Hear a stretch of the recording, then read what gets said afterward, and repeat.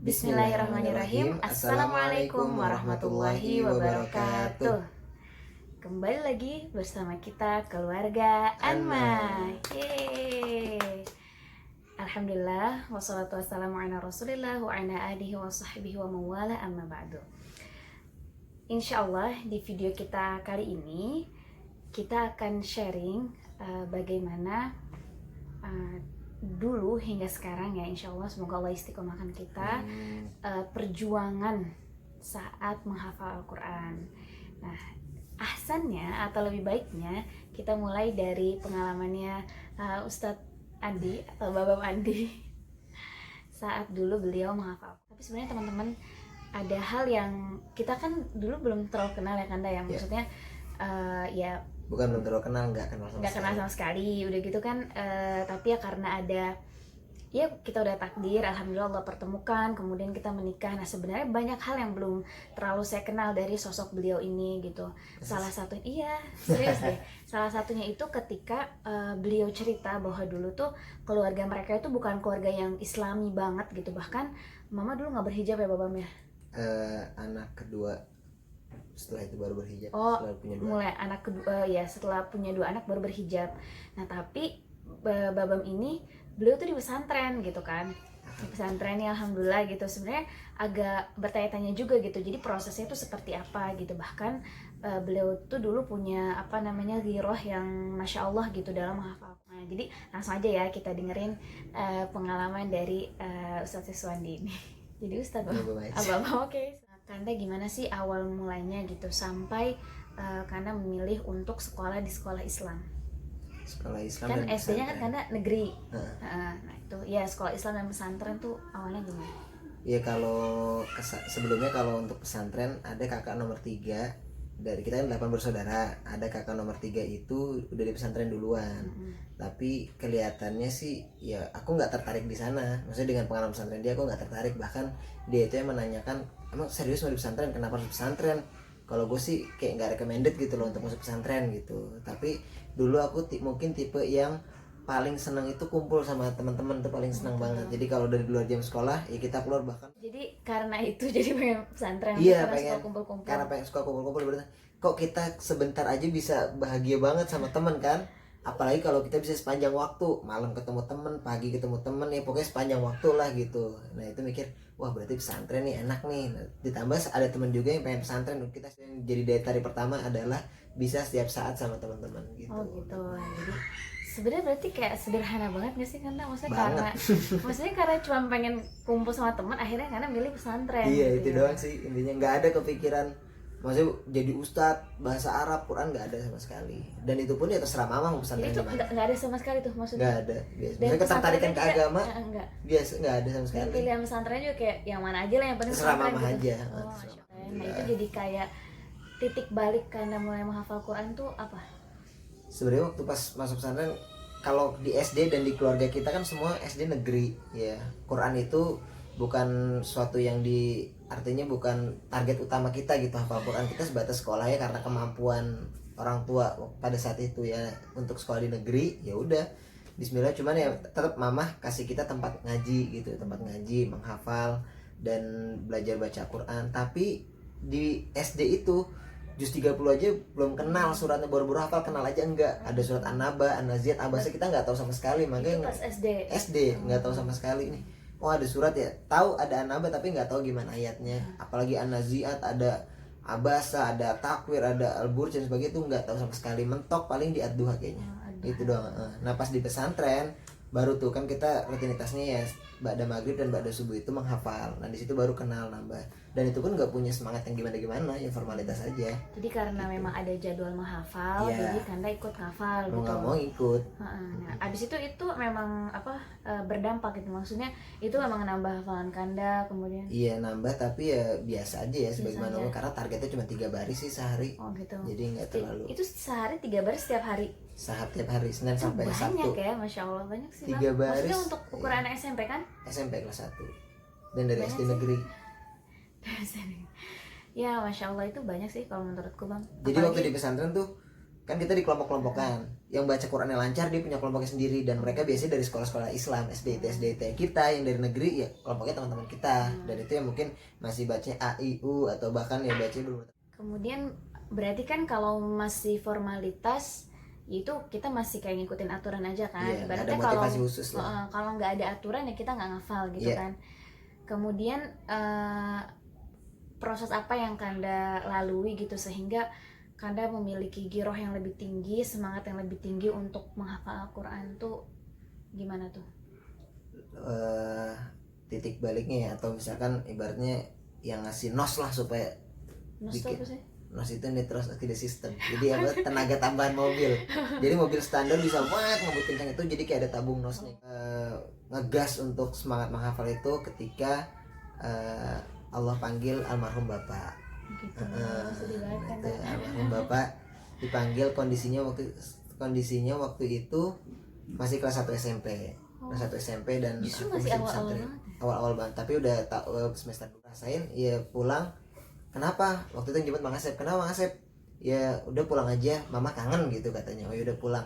Pas pulang ternyata diajak ke rumah sakit. Ngapain ke rumah sakit? Oh ternyata bapak masuk ICU pada waktu itu. Cerita ketemu mama dan sebagainya.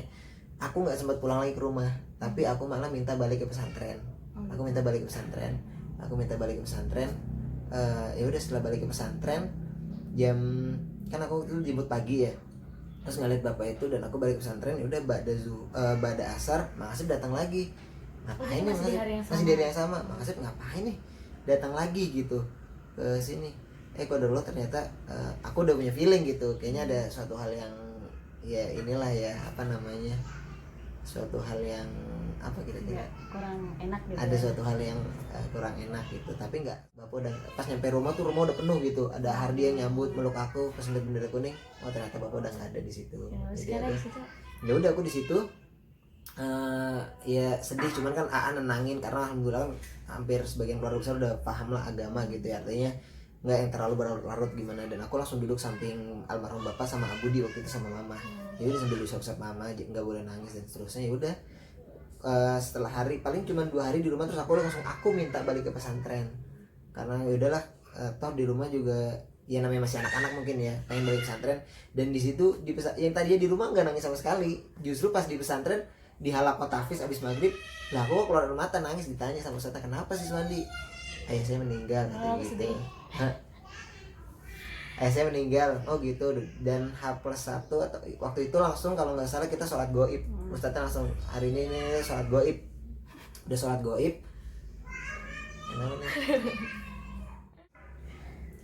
Sholat goib dan H+ itu ya alhamdulillah itu hiburan yang menghibur luar biasa. Keluarga asatidzah pesantren tuh, petinggi-petinggi pesantren waktu itu langsung takziah ke rumah. Jadi karena Ustadz, jadi kalau hari itu kadang nggak nangis ya di halaqah Quran gitu. Mungkin Ustadz nggak pada tahu. Nggak tahu sebatas musyrif aja gitu. Akhirnya sholat goib ya kan biasanya kalau sholat. Tapi kalau musyrif tahu. Musyrif gitu, tahu yang jaga ketua kamar. Ketua kamar. Ustadz ketua. Ya mereka datang ke masjid gitu dan tahu sholat ini apa namanya, sholat jenazah, sholat goib itu untuk siapa. Udah besoknya atau iya beberapa hari, 2 hari kalau nggak salah, hari Sabtu atau Ahad, semua keluarga besar dan aku diajak gitu ya untuk takziah ke mama gitu. Makanya jadi hampir keluarga besar itu ya kenal mama, hampir keluarga besar pesantren itu kenal mama. Alhamdulillah guru-guru terus ustadz gitu.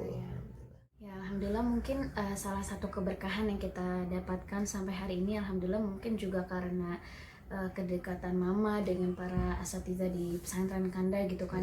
Silaturahim yang senantiasa mama jaga gitu kan. Masya Allah banget ya Kanda ya, mama itu kalau menjaga silaturahim tuh the best banget.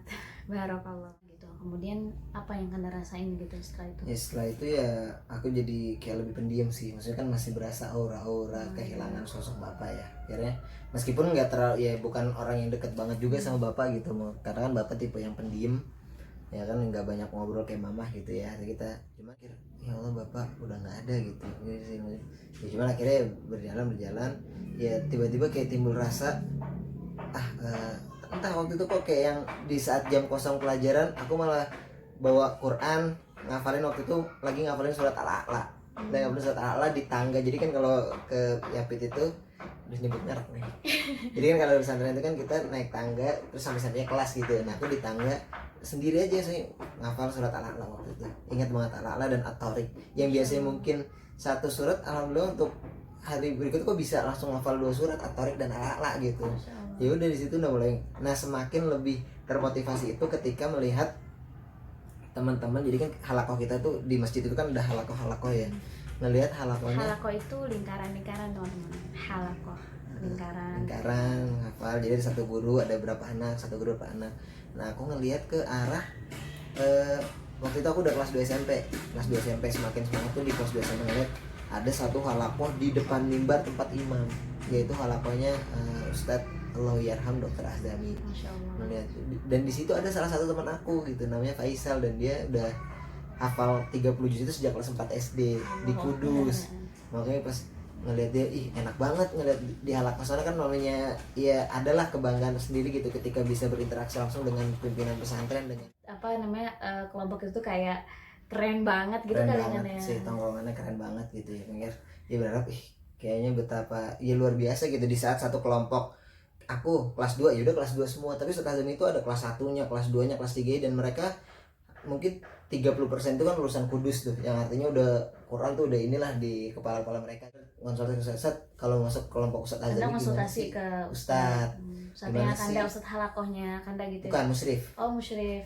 Musyrif yang kebetulan petugas dari LTQ, Lembaga Tahfiz Quran juga. Gimana sih caranya biar masuk ke kelompoknya Ustaz Azami gitu? Ya kamu bisa nggak sehari menghafal 1 halaman katanya gitu. 1 halaman itu berarti kan 15 baris, artinya 5 kali lipat dari standar kita biasa, dan itu harus konsisten. Bisa nggak ya katanya ya, insya Allah sih mungkin bisa Ustaz. Ya udah, nah masuk ke kelas 3 aku nggak langsung masuk halakoh Ustaz Azami, tapi aku ditaruh halakoh persiapan. Namanya itu halakoh persiapan lah, artinya kalau orang-orang yang sebelum masuk ke kelas 1 Ustadz Azami dipersiapkan dulu nih di kelas 2. Nah itu langsung sama pimpinan tahfiz namanya Ustadz Abdurrahman Makatita. Orang Ambon, beliau pimpinannya, dan beliau kita pernah ketemu ya kan? Pernah ketemu.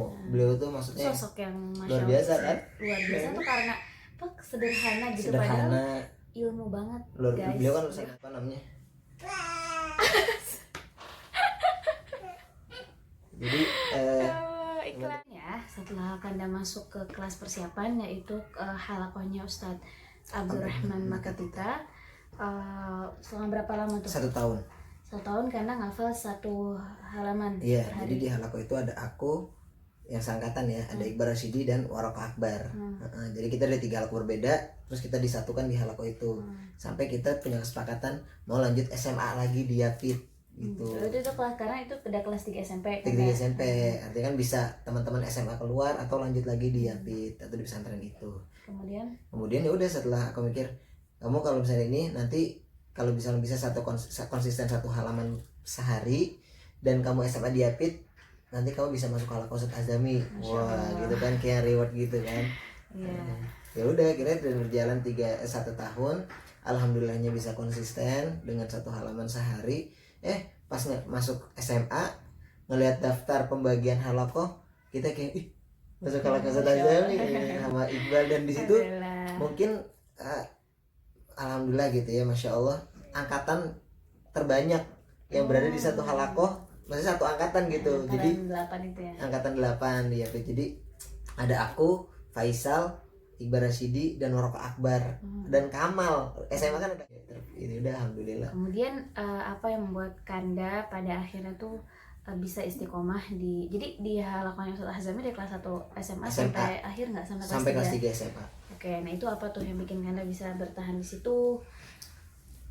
Ya pastinya apa, pertama punya semangat pengen ya kayak Faisal gitu ya, bisa menghadapi rutinitas tahfiz itu kayak nggak ada beban gitu, karena dia udah punya hafalan. Tapi kalau Kanda aku kan belum ada, makanya aku mikir jadi gimana caranya nih. Oh ya berarti kan harus dihafalkan, diselesaikan dulu supaya punya rutinitas yang nggak jadi beban, nanti udah selesai dengan urusan.